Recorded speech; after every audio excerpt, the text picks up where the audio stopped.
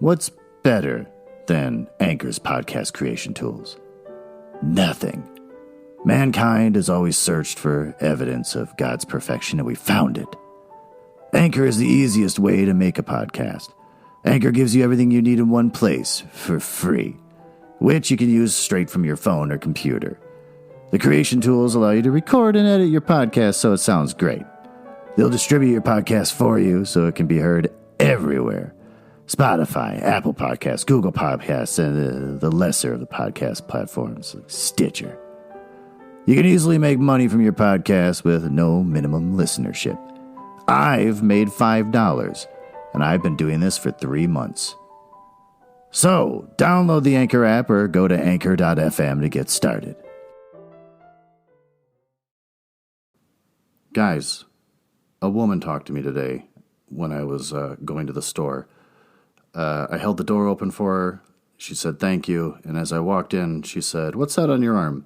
And it's a tattoo of these badges with little images, like park ranger badges with these little images inside them. One has a mug, which is supposed to be hot chocolate. The other one is a stick of honey.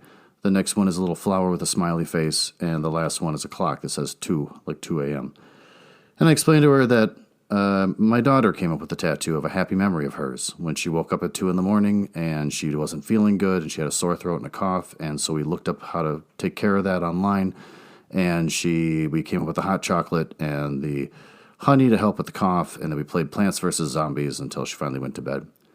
And she said, "Oh, you're such a good dad." And I said, "Oh, thanks." And then she walked off.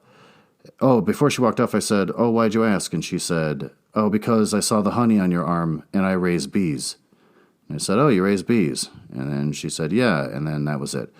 So then as I was checking out, I ran into her again, and she said, "You got to spread the word. You're a good guy. You're a real good dad." And I said, "Oh, thanks." And I thought, how is there any way for me to let her know that I'm single? She's very friendly, nice, she's attractive, she's pretty out of my league.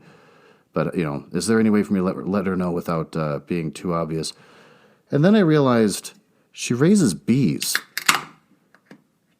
Also, there may or may not be inappropriate content for kids or really sensitive adults. It's public domain books, for the most part, that I'm reading, so I think it's probably pretty safe, and you probably shouldn't worry about it. But I don't read any of this stuff before I start doing the podcast, so I'm kind of learning about the book as you do, and if anything really cool happens that's sexual in nature or involves a lot of swearing, I'm going to be pretty impressed, just like you. And maybe your kid in the back seat. Have you ever listened to a LibriVox recording and thought to yourself, who are these people?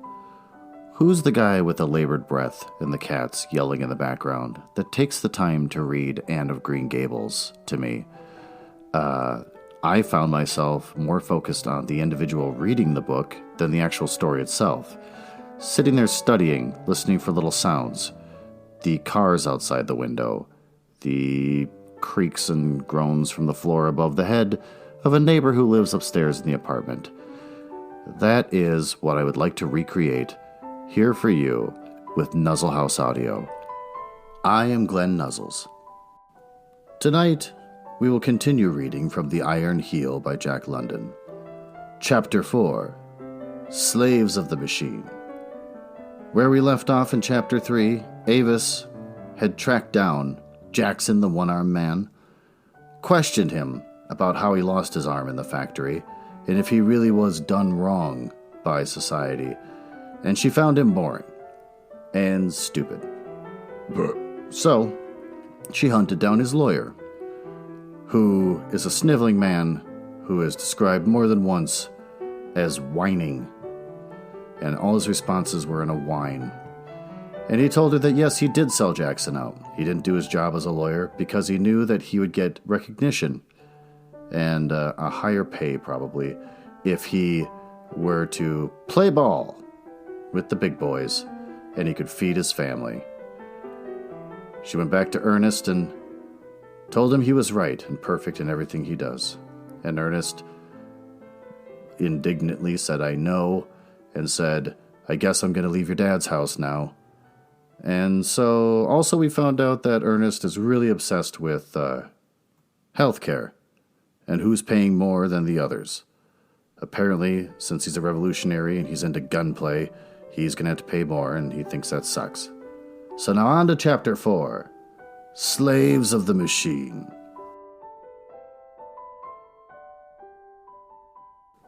The more I thought of Jackson's arm, the more shaken I was. I was confronted by the concrete. For the first time, I was seeing life. My university life and study and culture had not been real. I had learned nothing but theories of life and society that looked all very well on the printed page, but now I had seen life itself. Jackson's arm was a fact of life. Quote, the fact, man. The irrefragable fact.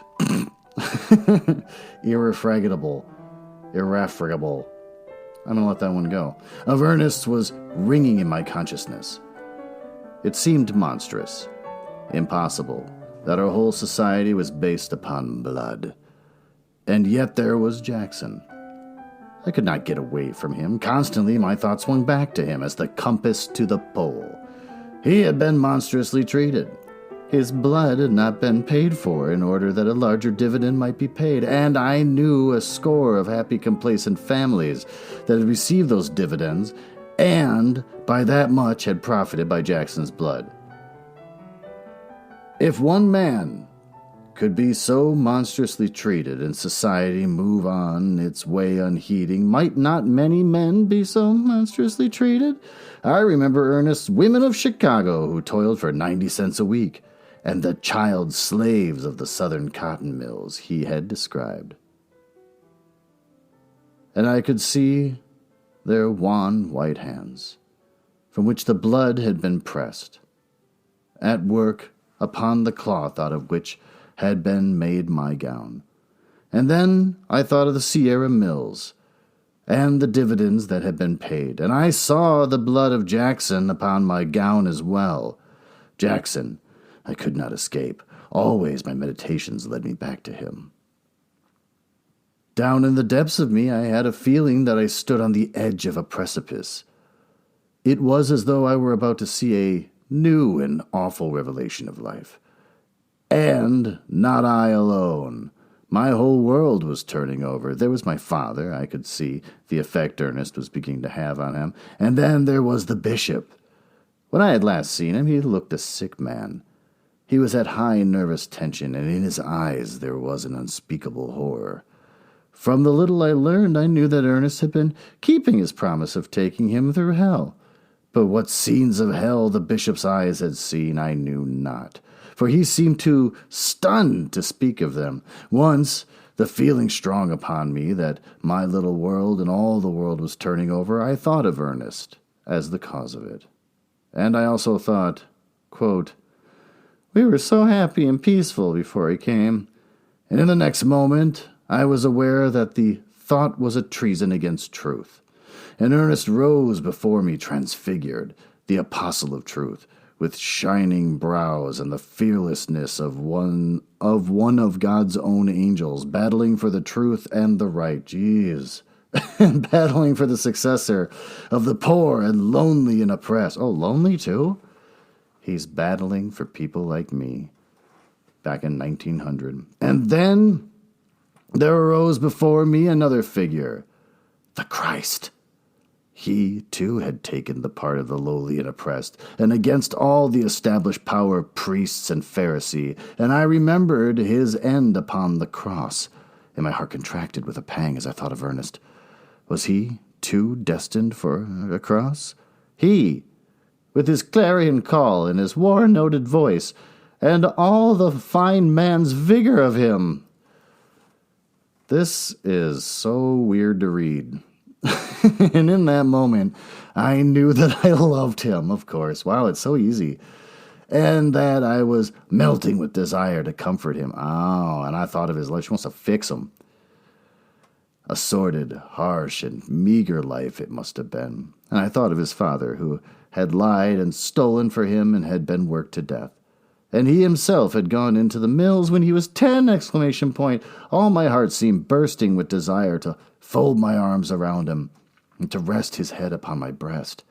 His head that must be weary with so many thoughts, and to give him rest, just rest. and easement and forgetfulness for a tender space. I met Colonel Ingram at a church reception. Him I knew well, and had known well for many years. I trapped him behind large palms and rubber plants. Though he did not know he was trapped, he met me with the conventional gaiety and gallantry. He was ever a graceful man, diplomatic, tactful, and considerate. And as for his appearance, he was the most distinguished-looking man in our society. Beside him, even the venerable head of the university looked tawdry and small. And yet I found Colonel Ingram situated the same as the unlettered mechanics. He was not a free agent. He, too, was bound upon the wheel. I shall never forget the change in him when I mentioned Jackson's case.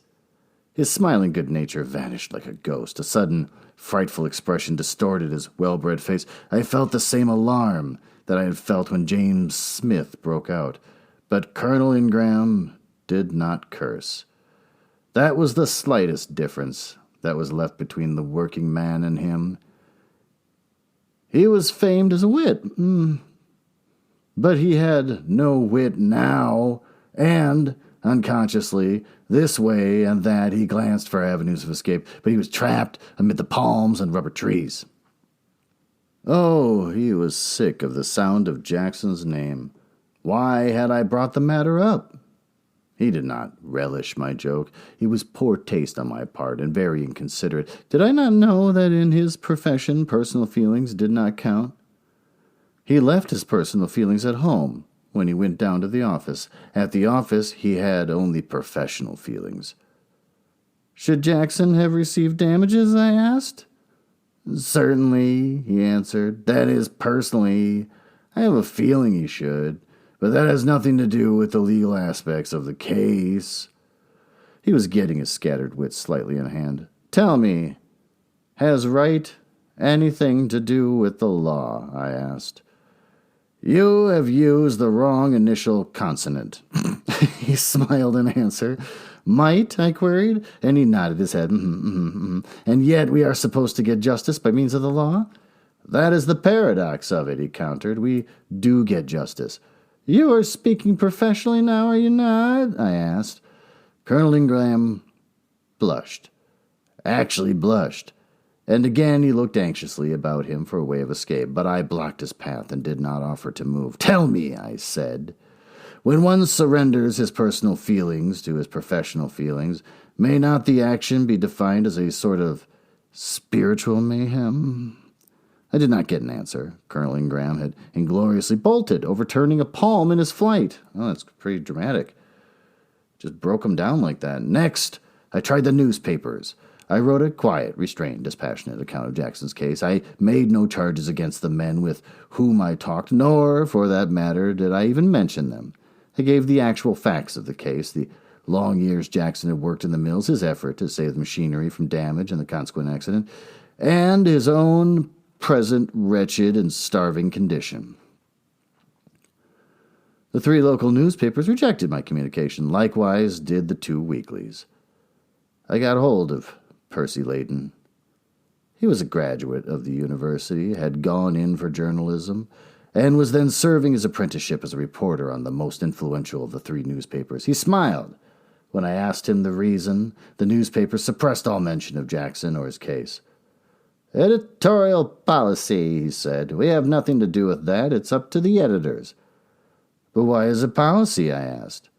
We're all solid with the corporations, he answered. If you get paid advertising rates, you couldn't get any such matter into the papers. A man who tried to smuggle it in would lose his job. You couldn't get it in if you paid 10 times the regular advertising rates. How about your own policy, I questioned. Oh, Pete's back.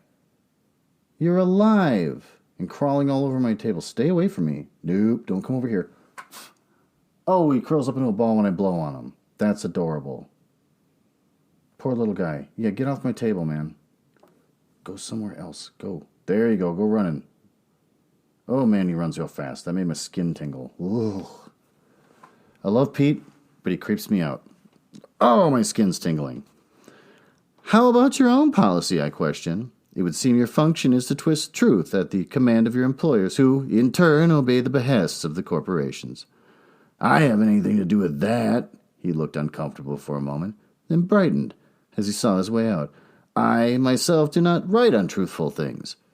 I keep square all right with my own conscience. Of course, there's lots that's repugnant in the course of the day's work, but then you see that's all part of the day's work. He wound up boyishly.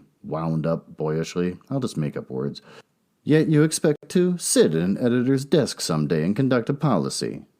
I'll be case-hardened by that time, was his reply. Since you are not yet case-hardened, tell me, what do you think right now about the general editorial policy? Man, these conversations. I don't think, he answered quickly. One can't kick over the ropes if he's going to succeed in journalism. I've learned that much at any rate. And he nodded, his young head sagely. But the right? I persisted. You don't understand the game. Of course it's all right, because it comes out all right, don't you see? Delightfully vague, I murmured, but my heart was aching for the youth of him, and I felt that I must either scream or burst into tears. Oh, this part's highlighted. This is a very popular line, so get ready for this. This is something that everyone has highlighted from this book in the Kindle app. I was beginning to see through the appearances of society in which I had always lived, and to find the frightful realities that were beneath. All right, it's not the worst. There seems a tacit conspiracy against Jackson, and I was aware of a thrill of sympathy for the whining lawyer again, who had ingloriously fought his case. But this tacit conspiracy grew large. Not alone was it aimed against Jackson, it was aimed against every working man who is maimed in the mills. And if against every man in the mills, why not every man in the other mills and factories? In fact, why is it not true of all the industries? And if this was so, then society was a lie. I shrank back from my own conclusions. It was too terrible and too awful to be true. But there was Jackson, and Jackson's arm, and the blood that stained my gown. She's really just working, she hates the clothes she's wearing, and dripped from my own roof beams. And there were many Jacksons, hundreds of them, in the mills alone. As Jackson himself had said, Jackson, I could not escape. I saw Mr. Wixon and Mr. Pertonwaithe, the two men who held most of the stock in the Sierra Mills, but I could not shake them as I had shaken the mechanics in their employ. I discovered that they had an ethic superior to that of the rest of society. It was what I may call the aristocratic ethic, or the master ethic. They talked in large ways of policy, and they identified policy and right. And to me they talked in fatherly ways, patronizing my youth and inexperience. They were the most hopeless of all I encountered in my quest. They believed absolutely that their conduct was right, and there was no question about it, no discussion. They were convinced that they were the saviors of society, and that it was they who made happiness for the many, and they drew pathetic pictures of what would be the sufferings of the working class were it not for the employment that they, and they alone, by their wisdom, provided for it. Fresh from these two masters, I met Ernest and related my experience. He looked at me with a pleased expression and said, quote, really, this is fine. You are beginning to dig truth for yourself. It is your own empirical generalization, and it is correct. No man in the industrial machine is a free will agent, except the large capitalist.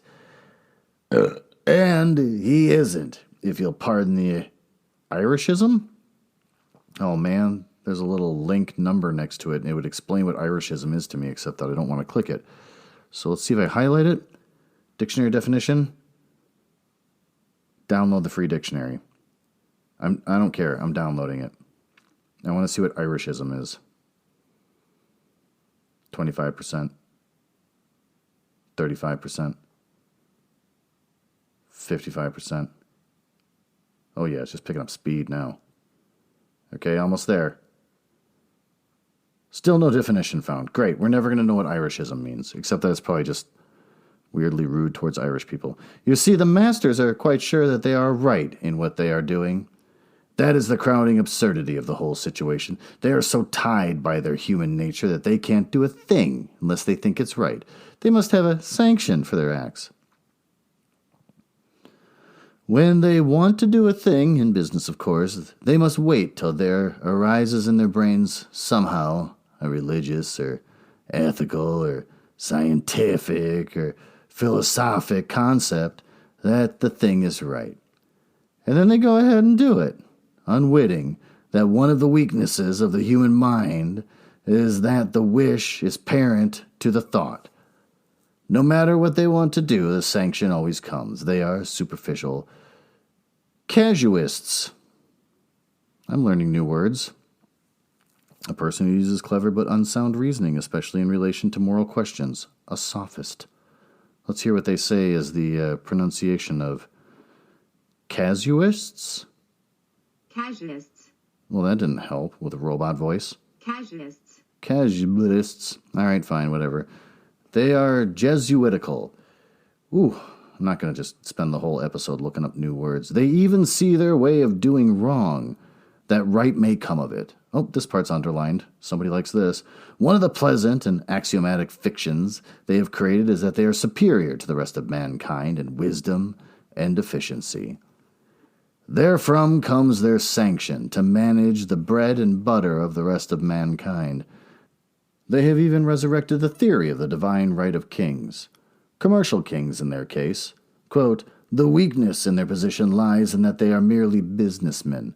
They are not philosophers, they are not biologists, nor sociologists. If they were, of course, all would be well. A businessman, who is also a biologist or sociologist, would know approximately the right thing to do for humanity. But outside the realm of business, these men are stupid. They only know business. They do not know mankind nor society, and yet they set themselves up as arbitrators of the fates of the hungry millions and all the other millions thrown in. History, some day, will have an excruciating laugh at their expense. I was not surprised when I had my talk out with Mrs. Wickerson and Mrs. Pertonwaithe. They were society women. Their homes were palaces. They had many homes scattered all over the country, in the mountains, on lakes, and by the sea. They were tended by armies of servants, and their social activities were bewildering. They patronized the university and the churches, and the pastors especially bowed at their knees in meek subservience. They were powers, these two women. What of the money that was theirs, the power of subsidization of thought was theirs to a remarkable degree, and I was soon to learn under Ernest's tuition. They aped their husbands, and talked in the same large ways about policy, and the duties and responsibilities of the rich. They were swayed by the same ethic that dominated their husbands, the ethic of their class, and they uttered glib phrases that their own ears did not understand. Also, they grew irritated when I told them of the deplorable condition of Jackson's family, and when I wondered that they had made no voluntary provision for the man, I was told that they thanked no one for instructing them in their social duties. When I asked them flatly to assist Jackson, they flatly refused. The astounding thing about it was that they refused in almost identically the same language. And this in the face of the fact that I had interviewed them separately, and that one did not know that I had seen or was going to see the other. Their common reply was that they were glad of the opportunity to make it perfectly plain that no premium would ever be put on carelessness by them, nor would they, by paying for an accident, tempt the poor to hurt themselves in the machinery. And they were sincere, these two women. They were drunk with conviction of their superiority of their class and of themselves. They had a sanction in their own class ethic for every act they performed. As I drove away from Mrs. Pertonwaithe's great house, I looked back at it, and I remembered Ernest's expression, that they were bound to the machine, but that they were also bound that they sat on top of it. So that was Chapter 4 of The Iron Heel by Jack London. What did we learn? We learned that talking to rich people can be frustrating. We learned that they don't like to admit they've done horrible things, which only seems natural to human nature, whether you're poor and you knifed a man for his bottle of milk, or you're rich and you fired a guy who got his arm torn off by a machine. I would say people are the same all over. Horrible. But here, there's only one bad person, and that's the rich ladies in their palaces. Which I can also agree with. We also learned that Ernest is like Jesus, which is pretty disturbing. The glorification of one character that I'm sure the author was writing himself into is just so over the top. And I'm not going to use the M word again. I used that in a previous episode. For the last two, I just can't keep saying it over and over. But there you go. This is political literature at its finest from the early 20th century. To think that he would go on to write animal books.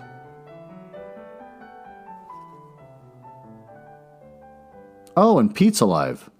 That was pretty cute. He curled up into a tiny little ball when I tried to blow him off the table. Adorable. So hooray that Pete's still around. Even though he creeped the heck out of me when he ran off like that. Oh god, it still gives me the willies. So that was my episode. And I hope you enjoyed it. And I hope to see you again soon.